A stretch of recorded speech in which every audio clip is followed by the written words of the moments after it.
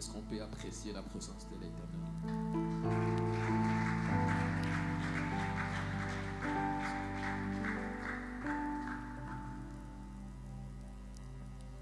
Alléluia. Et je rends gloire à Dieu, je rends grâce à Dieu pour ces instants merveilleux que nous sommes en train de passer dans la présence de l'Éternel. Et je suis privilégié d'être cette personne auquel le Seigneur va se servir pour vous communiquer quelque chose de sa part. Alors sans plus tarder, nous serons en train d'ouvrir nos Bibles dans 2 Rois chapitre 2. Nous allons lire un long texte. 2 Rois chapitre 2, le verset 1 à 15. Je lis au nom de Jésus-Christ. Lorsque l'Éternel fit monter Élie au ciel dans un tourbillon, Élie partait de Gilgal avec Élisée. Élie dit à Élisée, reste ici, je te prie, car l'Éternel m'envoie jusqu'à Bethel. Élisée répondit, l'Éternel est vivant et ton âme est vivante, je ne te quitterai point.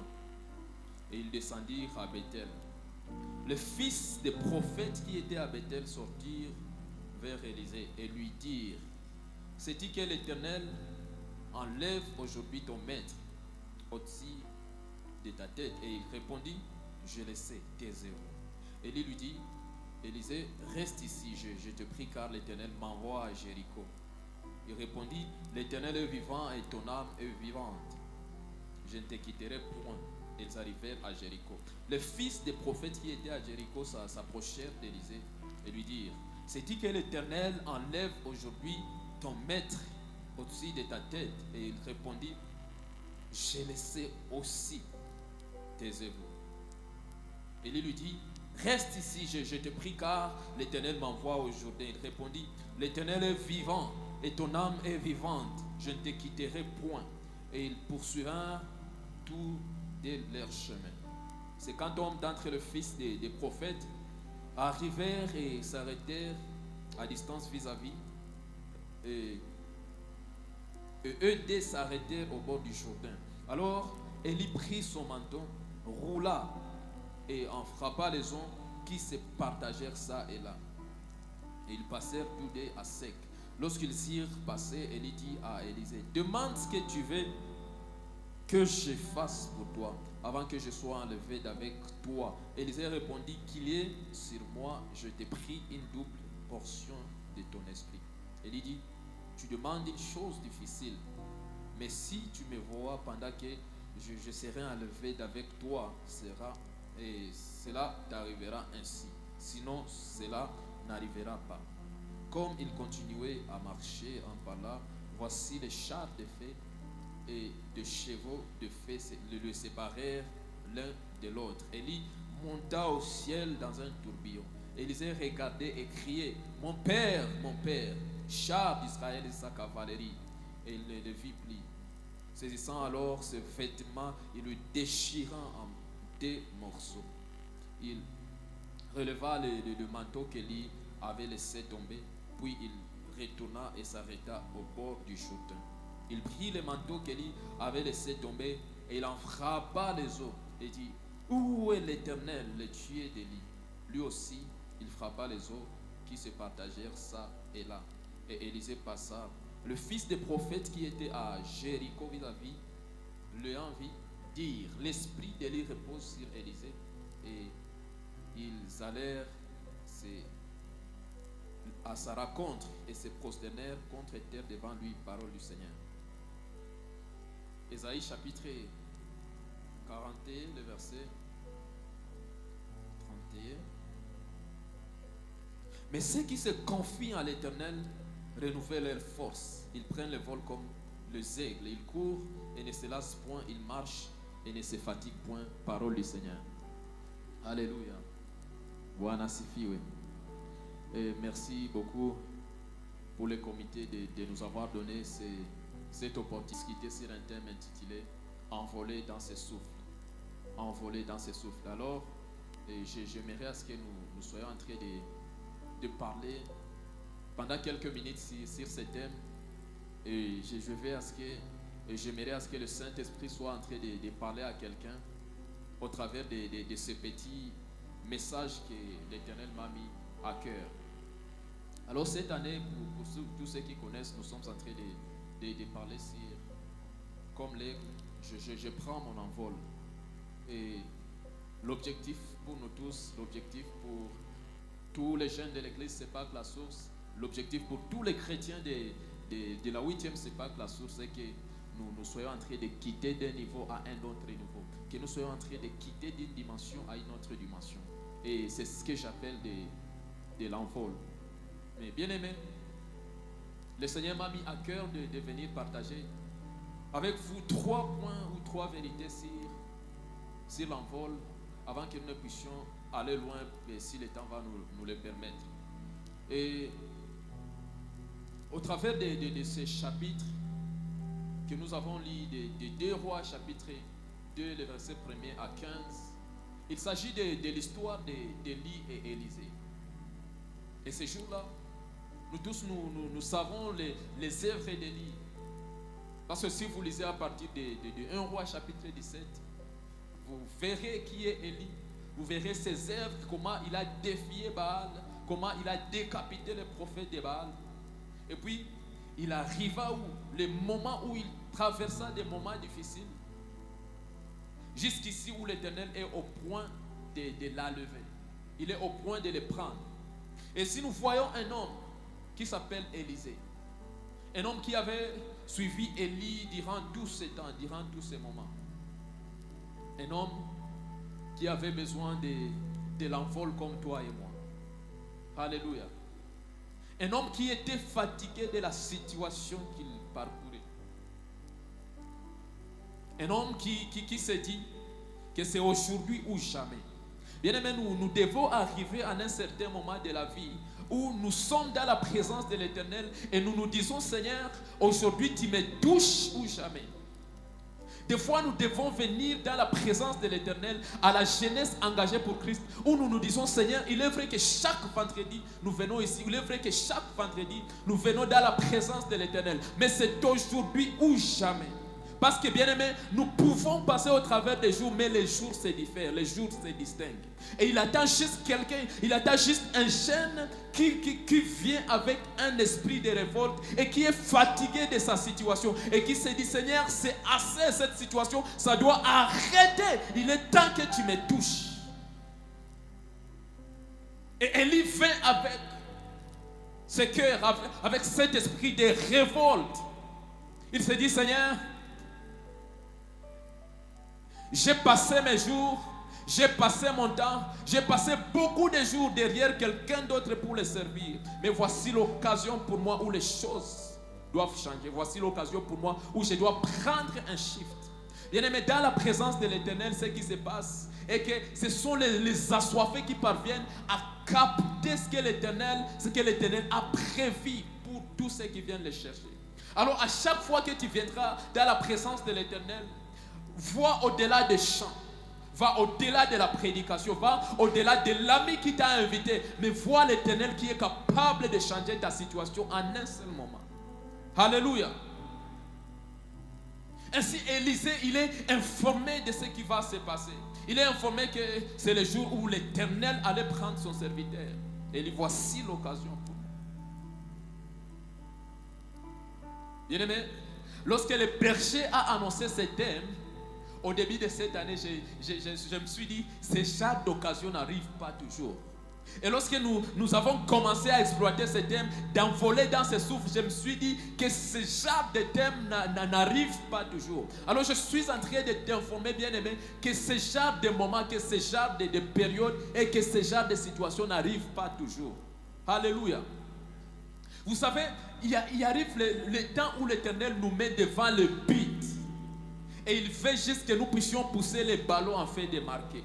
Alors, lorsqu'il veut le faire, il occasionne des opportunités. Il crée des moments et des circonstances où il cherche un jeune qui va capter les mouvements de l'Éternel, en fait qu'il lui puisse le shifter dans un autre niveau et dans une autre dimension. Est-ce que je suis en train de parler à quelqu'un? Est-ce que je suis en train de parler à quelqu'un? Vous savez, dans Ézéchiel chapitre 1er, Ézéchiel commence à avoir les visions de l'Éternel. Lorsqu'il commence à voir les visions de l'Éternel, la Bible dit qu'il vit une grande lumière. Il vit du septentrion, c'est-à-dire il vit du nord une grande lumière. Mais plus il s'approchait de cette lumière, la Bible dit qu'il vit 4 êtres vivants.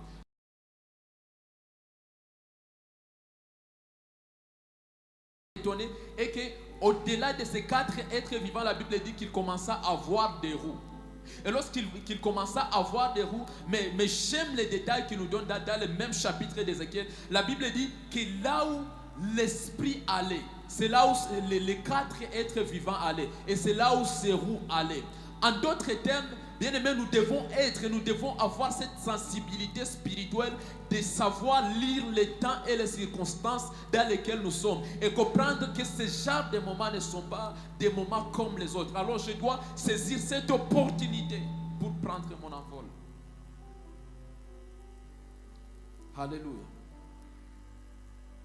Alors Élisée vit que c'est une opportunité qui m'est présentée et que si ce moment passait, peut-être ça sera après beaucoup de périodes, ça sera après beaucoup de temps que ces choses vont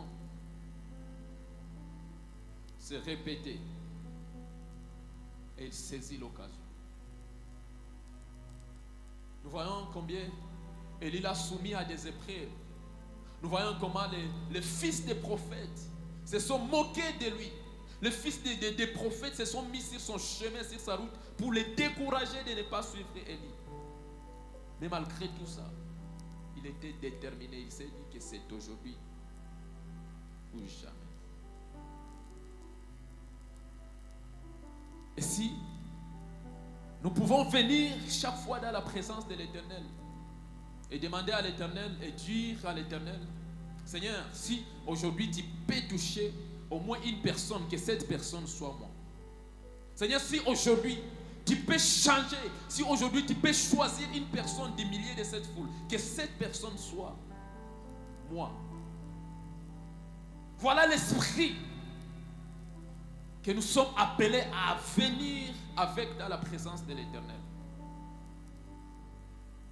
Alors il y a 3 vérités sur l'envol que j'aimerais partager avec vous avant que nous puissions prier. Et la première vérité ce soir que j'ai à nous partager sur l'envol est que l'envol ne s'improvise pas. Alléluia. L'envol ne s'improvise pas. L'envol, c'est le résultat d'un travail acharné. Tu ne te réveilleras jamais un matin et puis Dieu t'a appelé à être un grand prédicateur et puis tu croises les bras, tu dors sur ton canapé et puis du coup tu te réveilles, tu deviens un grand prédicateur. Amen. Pour prendre de l'envol, il te faut un travail acharné. Il te faut un sacrifice. Il y a un sacrifice à faire pour parvenir à s'envoler. L'envol ne s'improvise pas. Et en vous disant ceci, je ne suis pas en train de minimiser la grâce de Dieu sur nos vies. Mais bien aimé, la grâce n'annule jamais la responsabilité que tu as vis-à-vis de Dieu. La grâce de l'Éternel, elle est là et nous savons tous que tout ce que nous faisons, tout ce que nous sommes, c'est par la grâce de Dieu. Mais bien aimé, dans la grâce de Dieu, il y a cette dimension de la grâce de Dieu où l'Éternel veut à ce que nous soyons face à nos responsabilités. Et vous savez ce que la grâce vient faire? La grâce vient pour shifter. La grâce vient pour booster les efforts que tu fais. C'est pourquoi tu verras, Dieu te demande de faire un pas. Mais lorsque tu fais un pas, lui, il court 10 pas vers toi. C'est ce qu'on appelle la grâce. Et l'Éternel te dit d'aller devant le muraille de Jéricho. Lorsque tu arrives devant le muraille de Jéricho, lui, il écroule le muraille. C'est ça la grâce. Mais la grâce n'annulera jamais les efforts, les sacrifices que nous devons faire dans la présence de l'Éternel. Alléluia. Ainsi, Matthieu chapitre 11, le verset 12. Jésus-Christ lui-même est en train de parler à ses disciples. Elle a dit, l'heure vient et est déjà venue.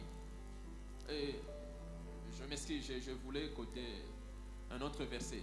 Mais Jésus-Christ, dans ce verset, il dit que depuis le temps de Jean-Baptiste jusqu'à maintenant, le royaume des cieux est forcé. Ce sont des vaillants qui s'en emparent. Alors, bien-aimés, l'envol que nous sommes en train de parler, vous l'attendrez juste être un thème comme les autres, vous l'attendrez juste être des moments comme les autres. Et si vous ne travaillez pas, si vous ne vous mettez pas au travail, si vous ne vous mettez pas à travailler à ce que l'Éternel a mis en vous, vous l'attendrez juste comme d'autres prédications que vous avez déjà entendues. Et ça ne va pas apporter des effets dans votre vie. L'envol ne s'improvise pas. L'envol, ça se travaille. La deuxième des choses par rapport à l'envol, bien aimé, il y a des gens qui ne croiront jamais en toi. Il y a des gens qui ne t'accueilleront jamais dans leur cercle jusqu'à ce que tu t'envoles. Est-ce que je suis en train de me faire comprendre? Il y a le cercle de la vie dans lequel tu arriveras si et seulement si tu as pris ton envol.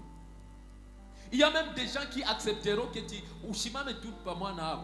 ou partager table nabo jusqu'à ce que tu prennes ton envol. Ce monde n'a pas besoin de médiocres. Ce monde n'a pas besoin de gens ordinaires. Ce monde a besoin de voir les gens qui prennent de l'envol. Des gens viennent dans le château comme une dimension à Dieu. Tu quittes la dimension de tout le monde et tu montes encore une autre dimension. Alléluia. C'est pourquoi bien je suis en train de nous dire, avec Dieu, dans les choses de Dieu, notre envol est une obligation. Ce n'est pas optionnel, c'est une obligation. Si tu veux faire de grandes choses avec l'Éternel, si tu veux être une grande personne, l'envol c'est une obligation. Alléluia. L'envol c'est une obligation. Nous avons lu dans l'histoire d'Élisée. Nous avons vu comment Élie l'a soumis à des épreuves.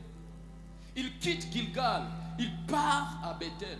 Lorsqu'il part à Bethel, le fils des prophètes commence à se moquer de lui. Commence à le décourager. Le fils des prophètes commence à le voir comme quelqu'un qui n'a plus de valeur. Parce que vous savez, lorsqu'on parle des fils des prophètes, on parlait des fils des prophètes, pas parce qu'ils étaient des descendants directs des prophètes, mais on parlait des fils des prophètes par rapport aux prophètes sous lesquels vous marchiez sous son onction. Alléluia. Donc Élie n'était pas le seul prophète. Il y avait plusieurs prophètes qui étaient élevés. Alors ces prophètes, ils avaient des gens, ils avaient comme des apprentis. Ils avaient comme des élèves qu'ils encadraient. Alors ces gens-là, c'est ce qu'on appelait des fils des prophètes.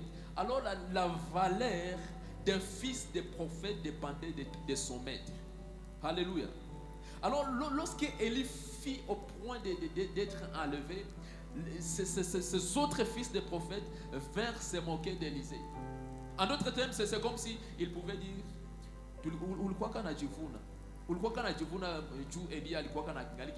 mais dans quelques temps tutaona kwenye kama utakuwa wanani. Le fils des prophètes s'est mis à se moquer de lui. Mes chers, ils se sont moqués de lui à Bethel. Ils se sont moqués de lui à Jéricho. Et même ils n'ont pas fini par là. La Bible dit que même un certain nombre de prophètes se sont mis d'accord. Ils ont commencé à les suivre.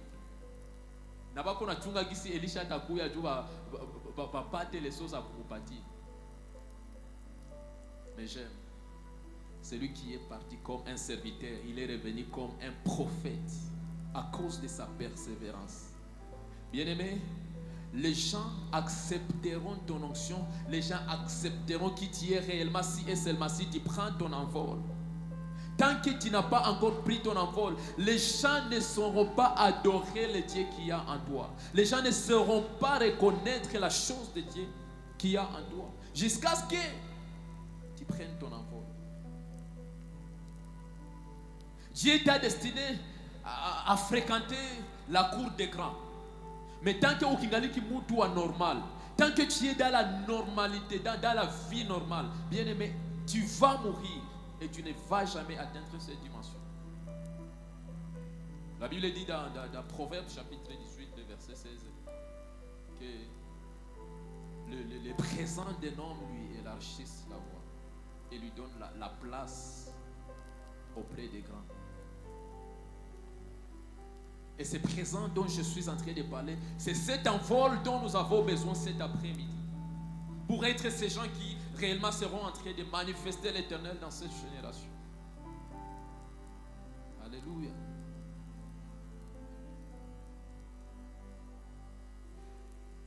Ce n'est pas optionnel, l'envol. C'est une obligation. Jeunesse engagée pour Christ. Dis à ton voisin que l'envol n'est pas une option, mais c'est une obligation. Dis-lui, tu dois t'envoler. Tu n'es pas de la race des poules, mais tu es de la race des aigles. Alors tu dois t'envoler. Tu es obligé à t'envoler. Parce que ta nature l'exige.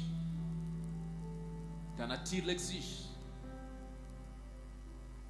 Les gens n'adoreront pas le Dieu qui est en toi s'ils ne te voient pas s'envoler. La troisième des choses par rapport à l'envol est que l'envol peut avoir plusieurs formes ou plusieurs directions. La première des choses, j'ai dit que l'envol ne s'improvise pas. La deuxième des choses, j'ai dit que nous sommes obligés à s'envoler. La troisième des choses est que l'envol peut avoir plusieurs formes ou plusieurs directions. Et c'est ici où je me rappelle d'un thème que nous étions en train de discuter il y a 1 ou 2 ans par rapport à notre appel. De la même manière que l'appel peut être multidirectionnel, c'est de la même manière que l'envol peut être aussi multidirectionnel ou peut avoir plusieurs formes. Par exemple, pour certains, l'Éternel veut à ce qu'ils soient en train de prendre de l'envol dans le ministère. Pour d'autres, l'envol peut être la victoire sur un péché ou sur une faiblesse quelconque. Tu traverses ou tu vis dans un péché et tu ne sais pas comment l'abandonner. Chaque jour, tu cries à l'Éternel. Tu lui dis, Seigneur, jusqu'à quand ce péché va s'attacher à moi? Et puis du coup, tu vois que tu ne vis plus dans ces choses. L'envol peut être cette situation où l'Éternel te donne la victoire sur tes combats. Et pour d'autres, l'envol peut être le job que l'Éternel te donne après un long moment dans le chômage. Il te donne un job ou une promotion. Donc, en bref, l'envol signifie quelque chose qui va au-delà du commun. Quelque chose qui va au-delà de l'ordinaire. Quelque chose qu'on ne vit pas tous les jours. Tu es là, tu attendais quelque chose ou tu étais dans une chose. Mais du coup, tu vois que les choses commencent à s'accélérer. Tu vois et tu remarques que les choses commencent à marcher. Et de la manière dont tu ne t'attendais pas. C'est ce que j'appelle de l'envol. Et cet envol, c'est le résultat de l'Esprit de Dieu.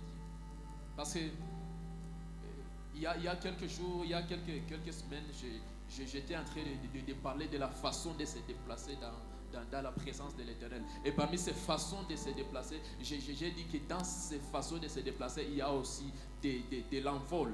Et j'étais en train de dire que, au fait, l'envol, c'est quelque chose qui va au-delà de la nature humaine. Parce que naturellement, l'homme n'a pas été fait avec les ailes. Et que c'est les ailes qui nous permettent de nous envoler. Alors, cet homme, pour s'envoler, il doit s'emprunter de quelque chose qui va au-delà de sa nature. Il doit quitter dans le règne humain pour aller dans le règne animal. Alors l'envol, c'est quelque chose qui ne dépend pas de nous. Mais l'envol, c'est quelque chose qui dépend de quelqu'un d'autre. Et quelqu'un, c'est quelqu'un-là dont nous avons besoin, c'est le Saint-Esprit. Ainsi, Jésus-Christ, avant d'aller au ciel, il pouvait dire, je ne vous laisserai pas orphelins, mais le consolateur, le Saint-Esprit que le Père enverra à mon nom. La Bible dit, il vous enseignera, deuxièmement, il vous rappellera. Il vous conduira dans toute la vérité. Ainsi, il pouvait dire dans Actes chapitre 1, verset 8, vous recevrez une puissance.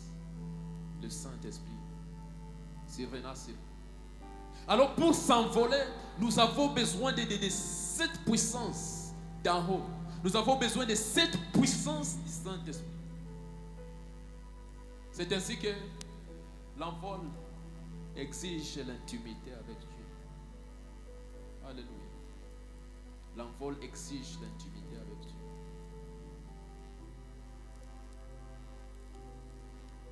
Pour prendre notre envol,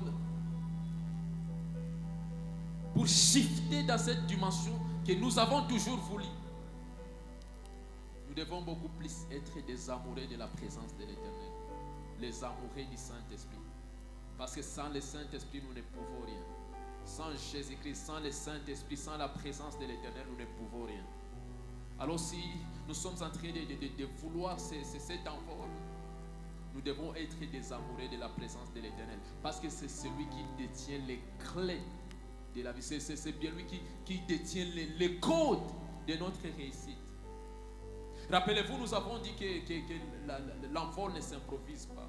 L'envol, c'est le résultat du sacrifice. Et parmi les sacrifices que nous devons faire, nous devons être ces gens-là qui sont des amoureux de la présence de l'Éternel. Et la première des choses que l'Esprit fait dans ta vie, avant de te donner tout ce que tu veux, il te conduit d'abord, il t'amène d'abord à être l'amoureux de sa présence. Alors parmi les choses que nous allons désirer ce soir, nous allons dire à l'Éternel, Seigneur, donne-moi d'être un amoureux de ta présence. Donne-moi d'être cette personne qui a la soif de te chercher. Même quand je n'ai pas la force de te chercher, même quand je n'ai pas la force de prier, mais quand même que je prie. Pourquoi? Parce que ma vie, parce que mon envol en dépend. Alléluia. Vous verrez, parce que comme je vous ai dit, je n'ai pas assez de temps, mais Élie a fait passer Élisée au travers des 4 épreuves. Des 4 épreuves pour qu'il soit bénéficiaire de son onction, pour qu'il soit bénéficiaire de cette double onction. Mais parmi les épreuves dans lesquelles il a fait passer, c'était l'épreuve de Bethel. Je vous épargne de tout. Parce que si j'en développe, je vais prendre beaucoup de temps. Mais je vais juste parler de l'épreuve de Bethel. Alors pour prendre notre envol, il y a l'épreuve qu'on appelle l'épreuve de Bethel. Ou l'épreuve de la détermination dans la présence de l'Éternel. Et si vous remarquez avec moi dans Genèse chapitre 28, Bethel, c'est le lieu que Jacob avait donné à un lieu qu'on appelait Luz. Et Bethel signifiait la maison de l'Éternel. Vous savez tous l'histoire de Jacob quand il fuyait Ésaü son frère. La Bible dit que lorsqu'il fuyait Ésaü son frère, il arriva un certain moment où il fut fatigué. Lorsqu'il fut fatigué, il s'allongea sur une pierre. Lorsqu'il s'allongea sur une pierre, la Bible dit que cette nuit-là, il vit l'échelle qui avait une extrémité sur la terre et l'autre extrémité dans le ciel. Et au-dessus de cette échelle, il y avait le Dieu qui régnait là. Et c'est ainsi que Dieu commença à lui donner des promesses. Dieu commença à lui dire les choses, commença à lui révéler par rapport à sa destinée. Ainsi, lorsqu'il se réveilla, il dit: L'Éternel est ici et je ne savais pas. Ce lieu est un lien redoutable. Et la Bible dit qu'il prit cette pierre, il éleva là un autel. Et depuis ce jour-là, il appela ce nom Bethel. Alors parmi les épreuves de notre envol, il y a l'épreuve de Bethel. Et lorsque je parle de Bethel, je vois ce moment où l'homme est appelé à se rencontrer. L'homme est appelé à être en communion avec son Seigneur. L'homme est appelé à développer son intimité avec le Seigneur. Alléluia. Est-ce que je suis en train de parler à quelqu'un? Parmi les choses que l'Éternel te demandera, pour te donner de l'envol, il te demandera de passer et de rester dans sa présence. Il te donnera de développer cette vie d'intimité et cette vie de communion avec lui. Il te demandera de s'approcher de lui, afin que tu connaisses sa voix. Pour que lorsque tu seras dans le monde, lorsque les autres maîtres seront en train de t'appeler, l'Éternel va se rassurer que même si les autres maîtres t'appellent, tu ne vas pas y aller. Parce que la Bible dit que mes brebis connaissent ma voix et me suivent. Alors pour connaître la voix du maître, il faut avoir du temps dans sa présence. Alors avant que l'Éternel ne te donne cette dimension que tu es en train de désirer. Pourquoi pas? Parce que la dimension ou l'élévation constitue est classée parmi les grands dangers d'un enfant de Dieu. Parmi les grands dangers qui nous guettent lorsque l'Éternel nous en donne. Ainsi, il se rassure que tu as des moments dans sa présence. Il se rassure que tu es sur ses pieds, afin que tu apprennes ses manières, afin que tu apprennes le cœur de Dieu, afin que tu apprennes à réagir comme l'Éternel réagit. Pour que lorsque tu seras dans le monde, lorsque tu seras à l'extérieur, que même lorsqu'on te propose les choses, ou lorsque tu vois les choses qui te font oublier l'Éternel, que quand même tu te dis, malgré ces choses, je vais rester dans la présence de l'Éternel. Malgré la bénédiction, malgré l'élévation, je vais rester toujours chrétien, je vais toujours rester cet enfant de Dieu qui ne sera pas changé par des temps et des circonstances.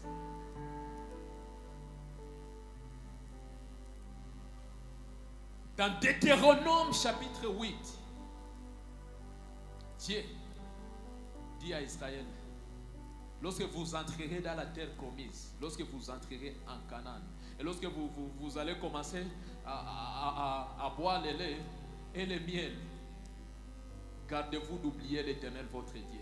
Et parmi les grands dangers qui guettent les enfants de Dieu, c'est lorsque l'Éternel te met face au lait et au miel de Canaan. La plupart des gens sont ivres de la bénédiction de l'Éternel, qu'ils ont tendance de rejeter le Dieu qui les avait bénis.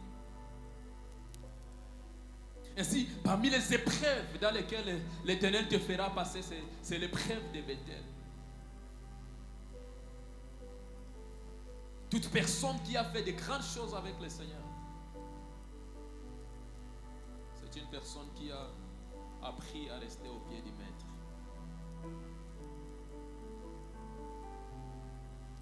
Cet après-midi,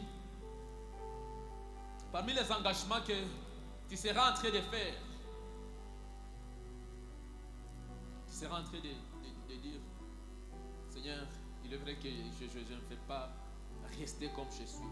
Mais Seigneur, permets que wakati ces besoins dont je ne se remplis des besoins, lorsque j'aurai tous ces dons, j'avais toujours eu besoin, lorsque je serai élevé, lorsque tu vas me donner cette position,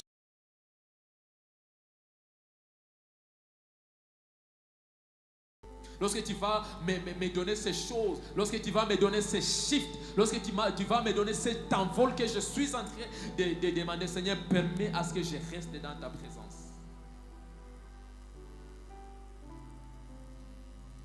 Et c'est dans la présence de l'Éternel où il prend le temps de nous former.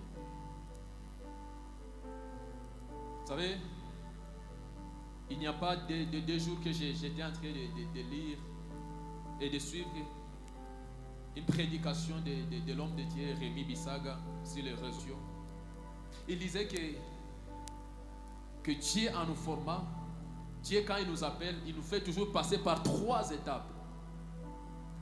La première étape, c'est l'étape de la promesse. L'étape où il te promet que tu seras quelqu'un. Et il illustre ceci du fait qu'il a parlé lors de la création. Il a parlé à lui-même. Il a dit, faisons l'homme à notre image, selon notre ressemblance. Mais après qu'il ait dit que faisons l'homme à notre image, la Bible dit que l'Éternel commença à former l'homme. Il commença à former l'homme.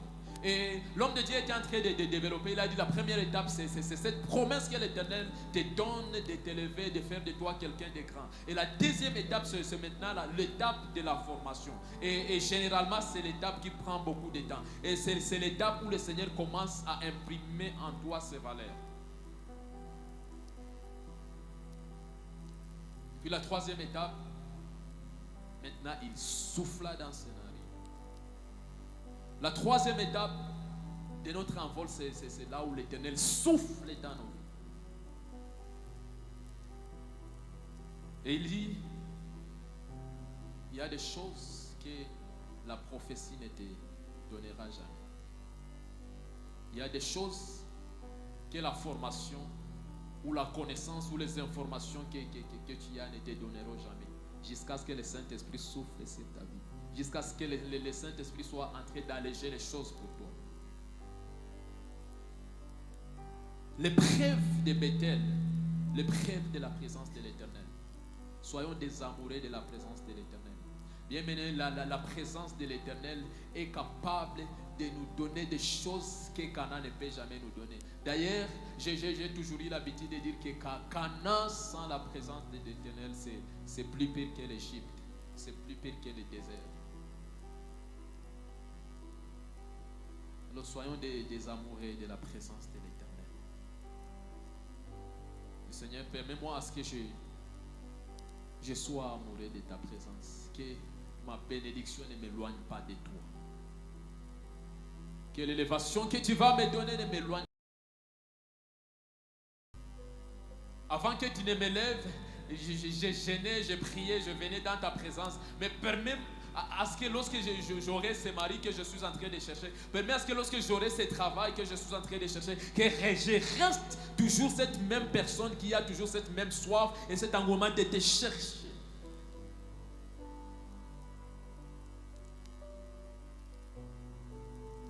Et l'Éternel t'amènera dans les hauteurs, dans les dimensions. Il t'amènera de gloire en gloire. De gloire en gloire, de gloire en gloire, de gloire en gloire. Quand tu vas apprendre à marcher dans la présence de l'Éternel, bien-aimé, cette dimension ne sera pas la seule dimension parce que l'Éternel lui-même sera en train de t'amener de dimension en dimension, de dimension en dimension. Ainsi, la Bible dit, vous pouvez dire dans 2 Corinthiens chapitre 3, le verset 18, que nous tous qui le visage transformé, contemplons comme dans un miroir la gloire du Seigneur. Et nous sommes transformés à la même image, de gloire en gloire, comme par le Seigneur. L'Esprit, pour nous aller de gloire en gloire, dépend de la manière dont nous nous exposons dans la présence du roi des rois. Alors il y a quelqu'un, il y a un assoiffé, il y a quelqu'un qui peut prendre l'engagement de marcher dans la présence de l'Éternel, de développer son ministère, de développer sa vie, de développer sa vie dans la présence de l'Éternel, de développer sa carrière dans la présence de l'Éternel. Jeunesse engagée pour Christ. L'appel de l'Éternel pour notre vie, il veut que nous puissions rester à ses pieds. Il veut que nous puissions rester à ses pieds. Laissons Marthe s'occuper de la cuisine. Laissons les autres s'occuper s'occuper des affaires du monde. Mais ce que je sais est que l'Éternel dit que nous qui avons choisi de rester dans sa présence, nous avons choisi la meilleure part. Et lorsque nous choisissons la meilleure part, personne ne pourra nous l'ôter. Si on peut s'élever dans la présence de l'Éternel.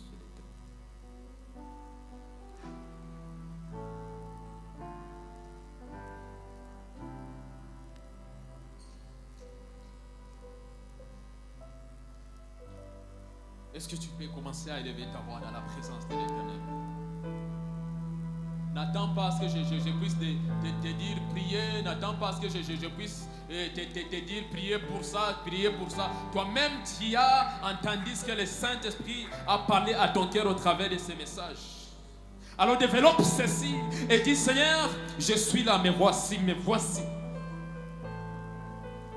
Élève ta voix, élève ta voix, élève ta voix, élève ta voix.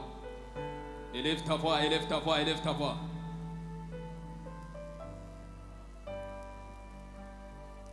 Élève ta voix, élève ta voix, élève ta voix. Élève ta voix, élève ta voix, élève ta voix. Crie à l'Éternel, dis-le. Seigneur, permets-moi de rester, de rester. Je vais rester, je vais rester. Je vais rester. Je vais rester. Je vais rester. Oui, je vais rester, je vais rester, je vais rester. Je vais rester, je vais rester.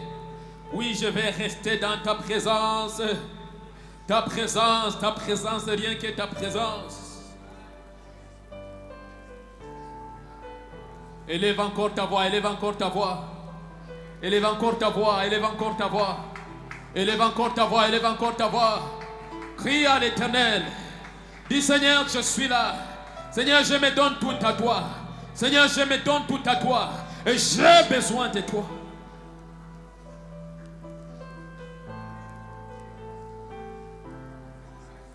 Exprime ton cœur, exprime ton cœur, exprime ton cœur.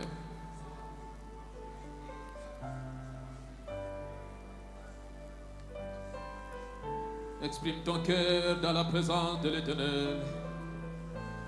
Élève ta voix et dis, Seigneur, j'ai besoin de toi. J'ai besoin de toi, j'ai besoin de toi. Nous avons besoin de toi, nous avons besoin de toi, nous avons besoin de toi. J'ai besoin de toi. J'ai besoin de toi, Jésus, j'ai besoin de toi.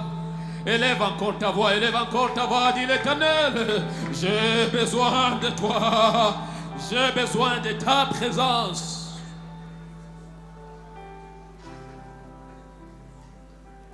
J'ai besoin de ta présence.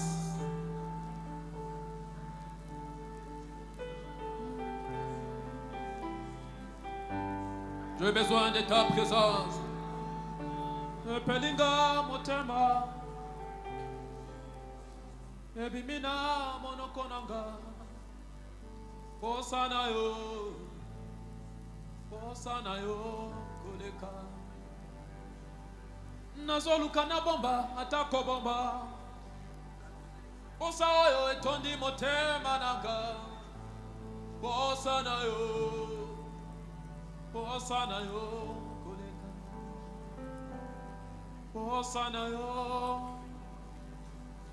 Posana yo Yesu. Élève ta voix, élève ta voix. Élève ta voix, désire la présence de l'Éternel. Dis à l'Éternel de shifter ta vie d'intimité. Dis à l'Éternel de shifter ta vie d'intimité, ta vie d'intimité, ta vie d'intimité. Dis à l'Éternel, shift ce soir ma vie d'intimité dans ta présence. Parce que j'ai levé, parce que j'ai levé, parce que j'ai levé, j'ai levé. J'ai levé, j'ai levé, j'ai levé, j'ai levé, j'ai levé ce soir.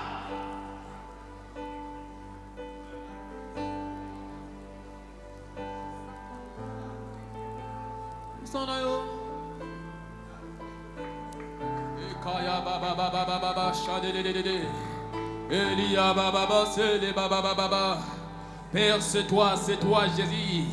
Jésus, c'est toi, Jésus, c'est toi, Jésus, c'est toi. Jésus, c'est toi que nous voulons. Jésus, c'est toi que nous voulons. Yahweh, connecte nos cœurs à ton cœur. Connecte nos vies à ta vie. Connecte nos désirs à tes désirs. Connecte notre présence à ta présence. Jésus, Jésus, nous le voulons, Jésus.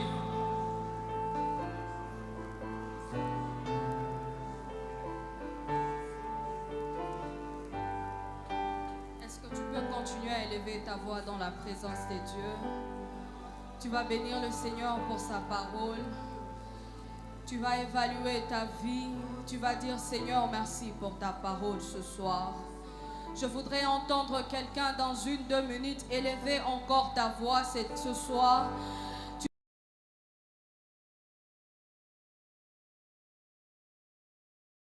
entendu ta voix, je veux demeurer dans ta présence. J'ai entendu ta voix, Seigneur, je veux reconnaître ma part de responsabilité. Seigneur Dieu, ce soir encore, tu nous appelles à prendre cet envol dans le souffle du Saint-Esprit. Yahweh, nous reconnaissons, Père éternel, Dieu, que c'est dans ta présence, Seigneur, que tu abreuves encore nos vies, Seigneur Dieu, de ton Esprit Saint. Et ce soir encore, Père, nous, la jeunesse engagée pour Christ, Éternel Dieu, nous sommes en train d'élever nos cœurs, nous sommes en train d'élever nos voix et nous désirons encore le souffle de ton Esprit Saint. Merci Père éternel Dieu, car dans cette quête, Seigneur Dieu, vers notre envol, Yahweh, nous reconnaissons que nous avons besoin de ton Esprit Saint. Alors ce soir encore, souffle